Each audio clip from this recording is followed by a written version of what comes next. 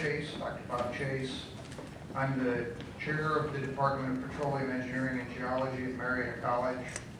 I've held that position for 35 years. I've been teaching for 37 years, taught at WVU for a couple of years prior to that. And I've done a lot of work in the industry. I've been a consultant for numerous companies, especially here in Ohio. A lot of the work that I've done has involved the injection of natural gas into the earth, particularly in the process of gas storage.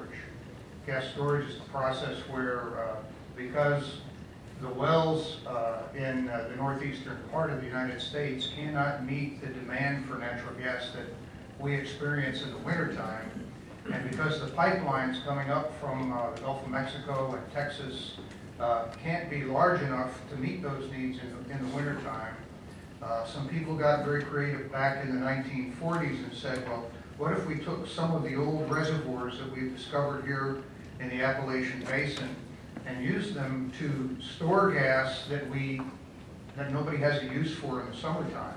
So we inject it into the earth and store it there under high pressure during the summer months.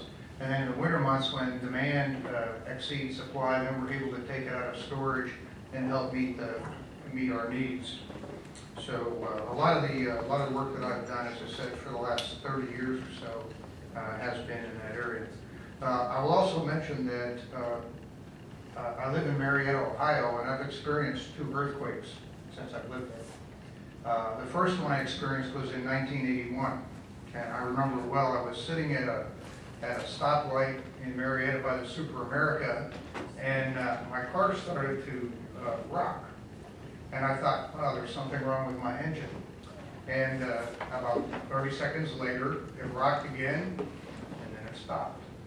I thought that was odd. Well, I was on my way out to the golf course, and I got a phone call from my wife out there. She said, did you feel that? I said, did I feel what? She said, we had an earthquake. She was getting out of the shower, and she really panicked when that happened. But this was in 1981 when we had no injection wells at all, to my knowledge, down in that area. I experienced another one here just last year, and I was in Parkersburg, and the same thing happened. I was in my car, and the car started rocking, and I said, well, but we're having a little tremor. And sure enough, it was reported that day that was the tremor that occurred in, I think it was South Carolina. So that was a much more significant earthquake than what we've experienced in the area. Now, I also understand that we've had some additional smaller earthquakes down in our area in recent years, which I've not felt. But as a result of that, I can tell you that the Geological Survey has teamed up with Marietta College, and we're putting a seismometer on campus. It'll be located in the, I guess I'm not supposed to say where it's going to be located. It'll be located on campus. And it'll give the Geological Survey a point for monitoring seismic activity in that area. So I know they're looking to put a couple more in the state, in the southeast part, because there are injection wells down there, and there are injection wells, as you know, throughout the state. So I thought I'd mention those things. My testimony will be brief because Tom Stewart covered a lot of very useful information, important information. In my field of petroleum engineering, we get involved with producing things from the earth and injecting things into the earth. As I mentioned, I'm involved a lot. I've been involved in a lot of gas storage operations. A lot of my students, I've had over 1,000 students graduate from my program since about 1978. And they've taken jobs all over the United States and all over the world. And there are all kinds of processes that petroleum engineers get involved in that involve injection of fluids. One of them is hydraulic fracturing, and I want to talk a little bit more about that in a minute. But we also inject fluids for the purpose of enhanced oil recovery, where we'll take wells in a given area. For example, if you can imagine a well in each corner of this room, and then one well in the center. The well in the center would be used as a producing well, and the 4 wells surrounding it would be used as injection wells.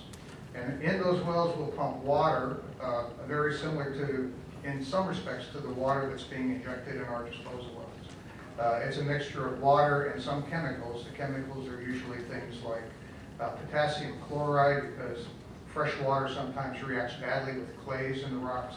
So we have to kind of inhibit that from happening. But in those 4 surrounding wells, we'll pump water into the rock, and that water will sweep through the rock and push the oil that's still trapped down in the rock out ahead of it towards that well that's producing in the center. And typically, we'll develop an entire field in that fashion. The process is called water flooding. In addition to that, we have experimented with all kinds of other types of flooding operations. And out in California, where we have some of the greatest activity of earthquake activity and the greatest fear of earthquakes, right along the San Andreas Fault. Out in that area, they use a process called steam stimulation and steam flooding. And in that process, they literally inject steam down into the reservoir rock, and the oil is very heavy in California. It doesn't flow under its own power, and it needs to be heated up so that the viscosity decreases so that it can flow into those producing wells. So typically what a company will do is they'll take that well that's in the center of this room, like I was describing before, inject steam into that rock and let it soak, and then they'll put that well back on production. And they'll inject for maybe 3 months, and then they'll produce that well for a year or 2. Now, the rocks out there are very different than the rocks we have around here. A lot of the rocks in California are what we call unconsolidated. You wouldn't think of them as rock. They look more like sand with oil in them. And when that oil is taken out of the rock, they've experienced subsidence at the surface because they're decreasing the amount of fluid that's in that rock when it's being produced. Similar events we have around here might be associated with longwall mining. I was talking to a gentleman in Belmont County just a couple weeks ago, and he was talking about the process of longwall mining was going under his property, only about 900 feet below the surface. And he said he was out there, and from one day to the next, he literally watched the surface of the earth drop about 3 feet because they mined out a coal seam that was about 8 or 9 feet thick. And being only 900 feet below the surface, you get subsidence. Now, 9 feet of mining doesn't translate to 9 feet of subsidence at the surface. But in the process of that happening, the gentleman lost his water well. And the coal company took care of him because of that. They provided a tank on location. I'm probably going more into the story here than I need to, but I think it's interesting. But that subsidence that occurred there was a seismic event in a lot of respects.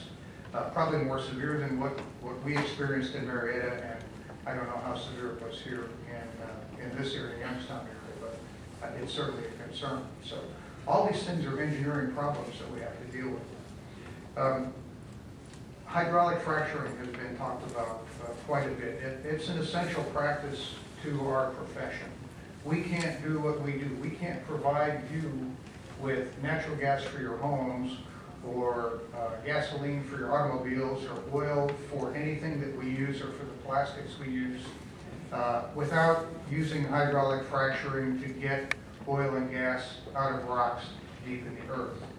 And there was a little confusion that I heard earlier about the process of vertical well fracturing and hydraulic fracturing, or horizontal fracturing, I think is how Senator Letson described it. And I thought I could try to clarify that just a little bit.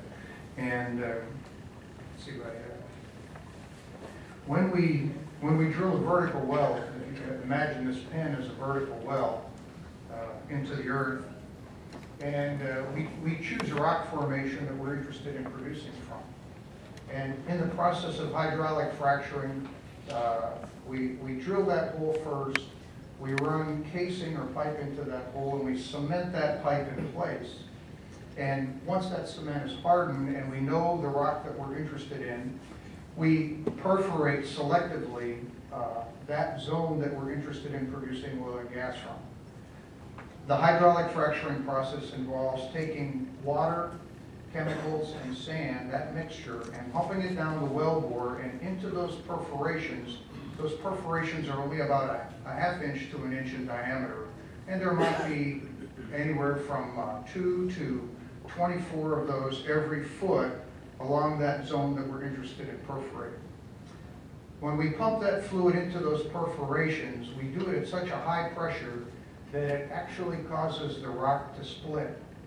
Now, if you imagine a rock formation that's, let's just say, 7,000 feet deep, if we wanted to create a fracture that looked like this business card, or this sheet of paper, better yet, to create a fracture that looked like this going out into our reservoir with our well in the center, we would have to be able to lift the entire overburden upward so that that fracture would grow in this direction and spread out. Well, the rock stresses in the rock and that overburden stress are so great